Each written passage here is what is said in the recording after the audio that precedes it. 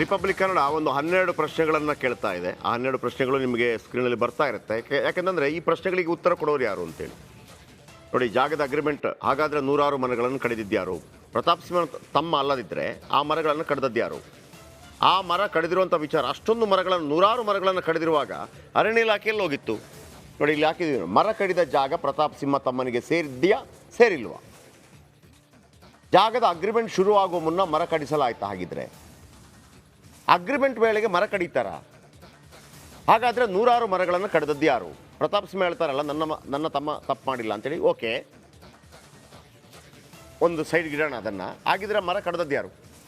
ಒಬ್ಬ ಯಾರೋ ಇರಬೇಕಲ್ಲ. ಏಲಿಯನ್ಸ್ ಎಲ್ಲ ಬಂದೇನು ಕಡ್ದಿದ್ದಲ್ಲ. ಮರಗಳನ್ನು ಕಡಿಯುವಾಗ ಅಧಿಕಾರಿಗಳು ಏನು ಮಾಡ್ತಾಯಿದ್ರು? ಯಾವ ಅಧಿಕಾರಿಗೂ ಗೊತ್ತಿಲ್ಲ. ಮರ ಕಡಿದದ್ದು ಅಧಿಕಾರಿಗಳ ಗಮನಕ್ಕೆ ಬರಲೇ ಇಲ್ಲ. ಎಲ್ಲಿ ನಿದ್ದೆ ಮಾಡ್ತಾ ಇದ್ರಿ? ಅದಕ್ಕಾಗಿ ಸಸ್ಪೆಂಡ್ ಆಗಿದ್ದು ಅಧಿಕಾರಿಗಳು. One and only Mamata madam, ಅದು ಕೂಡ ತಹಶೀಲ್ದಾರ್ ಅವರ ಗಮನಕ್ಕೆ. ತಹಶೀಲ್ದಾರ್ ಮಮತಾಗೆ ಪ್ರಕರಣ ಅಲ್ಲ. ತಹಶೀಲ್ದಾರ್ ಮಮತಾ ಅಲ್ಲಿ ಕಾರಲ್ಲಿ ಹೋಗ್ತಿರ್ಬೇಕಾದ್ರೆ ಅವರಿಗೆ ಅಲ್ಲಿ ಕಾಣುತ್ತೆ ಮರಗಳನ್ನು ಕಡ್ದಾಕಿರೋದು. ಆಗ ಅವರು ಒಳಗೆ ಹೋಗ್ತಾರೆ.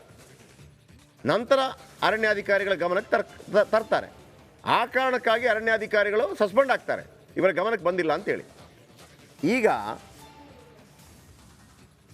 ಅಮಾನತಾಗಿದ್ದ ಅಧಿಕಾರಿಗಳೇ ವಿಕ್ರಮ್ ಸಿಂಹನನ್ನು ಅರೆಸ್ಟ್ ಮಾಡಿದ್ದಾರೆ ಅಂತ. ವಿಕ್ರಮ್ ಸಿಂಹ ಮರ ಕಡಿದಿದ್ರೆ ಅರೆಸ್ಟ್ ಆಗಲೇಬೇಕು, ಅದರಲ್ಲಿ ಎರಡು ಮಾತಿಲ್ಲ. ಆದರೆ ಅಮಾನತಾದ ಅಧಿಕಾರಿಗಳು ಹೆಂಗೆ ಅರೆಸ್ಟ್ ಮಾಡ್ತಾರೆ? ಆಮೇಲೆ FIR ನಲ್ಲಿ ಪ್ರತಾಪ್ ಸಿಂಹನ ತಮ್ಮನ ಹೆಸರು ಹಾಕಿಲ್ಲ. A1 ಮತ್ತು A2 ಇದ್ದಾರಲ್ಲ, ಅವರ ಅರೆಸ್ಟ್ ಹಾಕಿಲ್ಲ. A1 ಮತ್ತು A2 ಅದರಲ್ಲಿ ಇದೆಯಲ್ಲ. ಈಗ ಪ್ರಶ್ನೆ, FIR ನಲ್ಲಿ ಈಗ FIR ಆಗದೆ ಬಂಧನ ಮಾಡ್ಬೋದಾಗಿದ್ರೆ? ಇದೆಲ್ಲ ಪ್ರಶ್ನೆಗಳು. ಇಲ್ಲಿ ನೋಡಿ ವೀಕ್ಷಕರೇ, ಆ ಪರ ಈ ಪರ ಅಲ್ಲ, ನ್ಯಾಯದ ಪರ. ಹಾಗಿದ್ರೆ ಪ್ರತಾಪ್ ಸಿಂಹ ಹೇಳ್ತಾ ಇದ್ದಾರಲ್ಲ, ಮುಖ್ಯಮಂತ್ರಿಗಳ ಮಗನಿಗೆ ಟಿಕೆಟ್ ಕೊಡಿಸೋದಕ್ಕೆ ನನ್ನನ್ನು ಮುಗಿಸುವಂಥ ಷಡ್ಯಂತ್ರನ ಇದು ಆಗಿದ್ರೆ ಇದಕ್ಕೆ ಉತ್ತರ ಕೊಡೋರು ಯಾರು? ನಾವು ಪ್ರಶ್ನೆ ಕೇಳ್ತಾ ಇದ್ದೀವಿ, ಈ ಪ್ರಶ್ನೆಗೆ ಉತ್ತರಿಸೋದು ಯಾರು? ಈ ಪ್ರಶ್ನೆಗಳನ್ನು ಯಾರು ಬೇಕಿದ್ರೆ ಎತ್ಕೋಬೋದು. ಮತ್ತೊಮ್ಮೆ ಹೇಳ್ತಾ ಇದ್ದೀನಿ, ಮರ ಕಡಿದ ಜಾಗ ಪ್ರತಾಪ್ ಸಿಂಹ ತಮ್ಮನಿಗೆ ಸೇರಿದ್ದೋ ಹೌದೋ ಅಲ್ಲೋ? ನನಗೆ ಸೇರಿದ್ದಲ್ಲ ಅಂತ ಅವ್ರು ಹೇಳ್ತಾ ಇದ್ದಾರೆ. ಗೊತ್ತಿಲ್ಲ ನಮಗೆ. ಆಯ್ತಪ್ಪ, ನಿಮ್ಗೆ ಸೇರಿಲ್ಲ. ಹಾಗಿದ್ರೆ ಯಾರಿಗೆ ಸೇರಿದ್ದು? ಸೇರಿದ್ರೆ ಆ ಮರ ಕಡ್ದದ್ದು ಯಾರು? ಅವರ ಬಂಧನ ಯಾಕಾಗಿಲ್ಲ? ವಿಕ್ರಮ್ ಸಿಂಹ ನಿರ್ದೋಷಿ ಅಂತ ಏನು ಪ್ರತಾಪ್ ಸಿಂಹ ಅವ್ರ ಸರ್ಟಿಫಿಕೇಟ್ ಕೊಟ್ಟರಲ್ಲ, ಹಾಗಿದ್ರೆ ಮರ ಕಡ್ದವ್ರು ಯಾರು? ನಮಗೆ ಇಲ್ಲಿ ಪ್ರತಾಪ್ ಸಿಂಹನ ಮಗನ ತಮ್ಮನೂ ಅಲ್ಲ. ನಮಗೆ ಅಲ್ಲಿ ಮರ ಕಡ್ದವ್ರು ಯಾರು? ಮರ ಕಡಿತಿರ್ಬೇಕಾದ್ರೆ ಈ ಅರಣ್ಯಾಧಿಕಾರಿಗಳು ಏನು ಬೇಟಾಡ್ಲಿಕ್ಕೆ ಹೋಗಿದ್ರ? ಅರಣ್ಯಾಧಿಕಾರಿಗಳಿಗೆ ಬಿಗ್ ಬಾಸ್ ಮನೆಯೊಳಗೆ ಹೋಗಿ ಎಲ್ಲ ದರ್ಪ ತೋರ್ಸೋಕೆ ಬರುತ್ತೆ? ಇಲ್ಲ ಬಲ್ಲದ ಹಳೆ ಕಾಲದಾಗ ಏನು ಕವಡೆ ಕೋಡು ಯಾವುದೋ 50 ವರ್ಷದ ಹಿಂದಿನದು ಅದನ್ನೆಲ್ಲ ನೀವು ರೈಡ್ ಮಾಡೋಕ್ಕೆ ಬರುತ್ತೆ? ನಿಮ್ಮ ಕಾಲಬುಡದಲ್ಲಿ ಮರ ಕಡ್ದು ಹಾಕಿದ್ದಾರೆ, ಆಗ ಗೊತ್ತಾಗಿಲ್ವ ನಿಮಗೆ? ಖುಷ್ವಂತ್ ಇದ್ದಾರೆ ನಮ್ಮೊಂದಿಗೆ ನೇರ ಸಂಪರ್ಕದಲ್ಲಿ. ಖುಷ್ವಂತ್, ಈಗಲೂ ನಾವೊಂದು 12 ಪ್ರಶ್ನೆಗಳನ್ನು ಹಾಕಿದ್ದೀವಿ. ನನಗೆ ನೀವು ಅಲ್ಲಿಂದ ವರದಿ ಕೊಡೋದಕ್ಕಿಂತ ಹೆಚ್ಚಾಗಿ ನಿಮ್ಗಾಗ್ತಿರೋ ಕನ್ಫ್ಯೂಷನ್ ಏನು ಅದು ಹೇಳಿ. ನಿಮ್ಗೇನು ಡೌಟ್ ಬರ್ತಾ ಇದೆ ಅದು ಹೇಳಿ. JP ಸರ್, ನಿಮ್ಮ ಎಲ್ಲಾ ಪ್ರಶ್ನೆಗಳನ್ನು ನಾನು ಕೂಡ ಆಲಿಸ್ಕೊಂಡೆ. ಮುಖ್ಯವಾಗಿ ಕನ್ಫ್ಯೂಷನ್ ಅಂದ್ರೆ ಇದಕ್ಕೆ ಉತ್ತರ ಯಾರು ಕೊಡ್ಬೇಕು ಅಂತ. ಈಗ ಹಾಸನ DFO ಸಸ್ಪೆಂಡ್ ಆಗಿದ್ದಾರೆ. ಇಲ್ಲಿ PCCF ಒಬ್ರು ಅಧಿಕಾರಿ ಇದ್ದಾರೆ, ಅವ್ರನ್ನ ನಾವು ಪ್ರಯತ್ನ ಮಾಡಿದ್ವಿ, ಅವರು ಕೂಡ ಉತ್ತರ ಕೊಡ್ಲಿಕ್ಕೆ ರೆಡಿ ಇಲ್ಲ, ಅವರು ಹೊರಟು ಹೋದ್ರು. ಇಲ್ಲಿ ಯಾರನ್ನ ಕೇಳ್ಬೇಕು? ACF ಸಸ್ಪೆಂಡ್ ಆಗಿದ್ದಾರೆ, DFO ಸಸ್ಪೆಂಡ್ ಆಗಿದ್ದಾರೆ, RFO ಸಸ್ಪೆಂಡ್ ಆಗಿದ್ದಾರೆ. ಅದ್ರ ಜೊತೆಗೆ ಮುಖ್ಯವಾಗಿ DFO ಮೋಹನ್ ಸಸ್ಪೆಂಡ್ ಆಗಕ್ಕಿಂತ ಮುಂಚೆ ACF ಆದ ಪ್ರಭು ಬೀರದಾರ್ ಮತ್ತೆ ಈಗ ವಿನಯ್, ನೀವು ಫೋಟೋದಲ್ಲಿ ಈಗ ಏನ್ ಹೇಳಿದ್ರಿ ಸರ್, ಅವರಿಬ್ರು ಕೂಡ ಸಸ್ಪೆಂಡ್ ಆಗಿದ್ದಾರೆ. ಸೊ ಈಗ ಇದಕ್ಕೆ ಉತ್ತರ ಯಾರು ಕೊಡ್ಬೇಕು ಅನ್ನೋದೇ ದೊಡ್ಡ ಕನ್ಫ್ಯೂಸ್. ಈ ಅಗ್ರಿಮೆಂಟ್ ಇರೋದು ಜನವರಿ 2024ರಿಂದ ಈ ವ್ಯಕ್ತಿಗೂ ಈಗ ಏನು ಪ್ರತಾಪ್ ಸಿಂಹ ತಮ್ಮ ಇದ್ದಾರೆ ವಿಕ್ರಮ್, ಅವರ ವ್ಯಕ್ತಿಗೆ ಈ ಜಾಗದ ಮೇಲೆ ಹಕ್ಕು ಬರೋದು 2024ರಿಂದ. ಆದ್ರೆ ಇವರು ಇನ್ವೆಸ್ಟಿಗೇಷನ್ ಕರೆಕ್ಟ್ ಆಗಿ ಮಾಡಿದ್ರೆ ಈ ಮೊದಲೇ ಒಂದು ಮಾಹಿತಿಯನ್ನ ತಗೋಬೇಕಿತ್ತು. ತಗೊಂಡಿಲ್ಲ ಇವರು. ಜಯಮ್ಮ ಅನ್ನೋರ ಹೆಸರಲ್ಲಿ ಜಯಮ್ಮ ಎಂಬುವರಿಂದ ಈ ಒಂದು ಜಾಗ ಏನಿದೆ ಅದನ್ನ ವಿಕ್ರಮ್ ಸಿಂಹ ಅಗ್ರಿಮೆಂಟ್ ಮಾಡ್ಕೊಂಡಿರೋದು.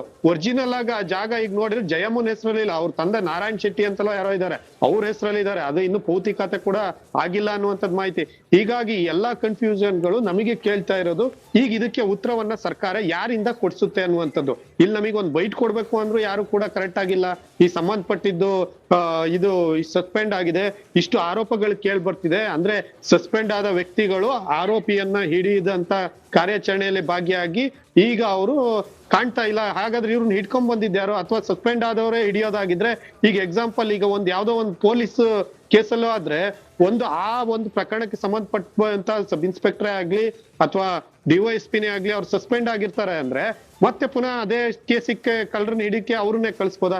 ಅದೇ ತರ ಈ ಒಂದು ಮರದ ಪ್ರಕರಣದಲ್ಲಿ ಆಗಿರುವಂತದ್ದು. ಈ ಕನ್ಫ್ಯೂಸ್ ನಮಗೆ ಕಾಡ್ತಾ ಇರುವಂತದ್ದು.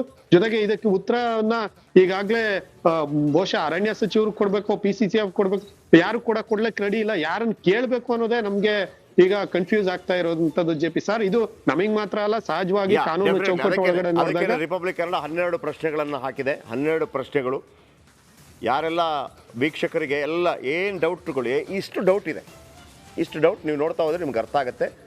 ಸರ್ಕಾರ ಎಚ್ಚೆತ್ತುಕೊಂಡು ತಪ್ಪಿತಸ್ಥರ ವಿರುದ್ಧ ಕ್ರಮ ಕೈಗೊಳ್ಳೋ ತನಕ ಇದು ಮುಂದುವರಿಯುತ್ತೆ. ನಾವು ಮೊದಲೇ ಒಂದು ಮಾತು ಹೇಳ್ತಾ ಇರ್ತೀವಿ ರಿಪಬ್ಲಿಕ್ ಕನ್ನಡದ ಬಗ್ಗೆ, ಯಾವ ರಾಜಕಾರಣಿ ಯಾವ ಅಧಿಕಾರಿ ನಮ್ಮ ಮೇಲೆ ಇನ್ಫ್ಲುಯೆನ್ಸ್ ಮಾಡೋಕ್ಕಾಗಲ್ಲ. ನ್ಯಾಯ ನ್ಯಾಯ, ಕಾನೂನು ಕಾನೂನು. ಮೊನ್ನೆ ಕನ್ನಡ ಸಂಘಟನೆಗಳ ಪರವಾಗಿ ನಾವು ಯಾಕೆ ನಿಂತ್ವಿ ಅಂತಂದರೆ, 60% ಇಂಗ್ಲೀಷ್ ಅನ್ನೋದನ್ನು ಸರ್ಕಾರ ಯಾಕೆ ಮಾಡ್ತಾ ಇಲ್ಲ? ನೀವು ಮಾಡಿಸಿ, ಮಾಡಬೇಕಲ್ವಾ? ಕಾನೂನಿದೆ ತಾನೇ. ಇಂಗ್ಲೀಷ್ ಮತ್ತು ಹಿಂದಿಯ ವಿರೋಧಿಗಳಲ್ವಲ್ಲ. ಬೋರ್ಡಲ್ಲಿ ಹಾಕ್ರಪ್ಪ ಕನ್ನಡ ದೊಡ್ಡದಾಗಿ, ಸರ್ಕಾರದ ಸುತ್ತೋಲೆ ಇದೆ. ಹಾಗಿದ್ರೆ ಕರ್ನಾಟಕಕ್ಕೆ ಮಾತ್ರ ತಮಿಳುನಾಡಲ್ಲಿ ಆಗತ್ತೆ ಅಂತಂದ್ರೆ ಇಲ್ಲಿ ಯಾಕಾಗಲ್ಲ? ಈಗ ಬಂಡವಾಳಶಾಹಿಗಳು ಬರೋದಿಲ್ಲ ಅಂತ ನೀವು ಕೆಲವು ಸಬೂಬುಗಳು ಕೊಡ್ತೀರಲ್ಲ. ಮಹಾರಾಷ್ಟ್ರಕ್ಕೆ ಬರುತ್ತಲ್ಲ, ಮಹಾರಾಷ್ಟ್ರ GST ಕೊಡೋದ್ರಲ್ಲಿ ನಂಬರ್ 1 ಇಂಡಿಯಾದಲ್ಲಿ. ತಮಿಳುನಾಡು ಕೊಡುತ್ತೆ, ಕೇರಳನೂ ಕೊಡುತ್ತೆ, ಆಂಧ್ರನೂ ಕೊಡುತ್ತೆ ಹೆಚ್ಚೆಚ್ಚು. ಅವ್ರು ಹಾಕೋತಾರಲ್ಲ, ಮತ್ತು ನಮಗೆ ಯಾಕೆ ವಿಶೇಷ? ಅದನ್ನು ಕೇಳ್ತಿರೋದು. ಹಾಗೇನೆ ಈ ಪ್ರಶ್ನೆ ಕೂಡ, ಇಲ್ಲಿ ಪ್ರತಾಪ್ ಸಿಂಹ ಗ್ರೇಟೋ, ಪ್ರತಾಪ್ ಸಿಂಹನ್ ತಮ್ಮ ಗ್ರೇಟೋ, ಪ್ರತಾಪ್ ಸಿಂಹ ಅವರನ್ನು ಟಾರ್ಗೆಟ್ ಮಾಡಿ ಮುಖ್ಯಮಂತ್ರಿಗಳ ಮಗನಿಗೆ ಟಿಕೆಟ್ ಕೊಡಿಸ್ತಾರೋ, ಇದೆಲ್ಲ ನಮ್ಮ ಪ್ರಶ್ನೆ. ಅದು ನೀವು ಯಾರಿಗೆ ಬೇಕಿದ್ರೆ ಕೇಳಿಸ್ಕೊಳ್ಳಿ. ಕಾನೂನು ವ್ಯಾಪ್ತಿ ತಪ್ಪಿದವರು ಯಾರು?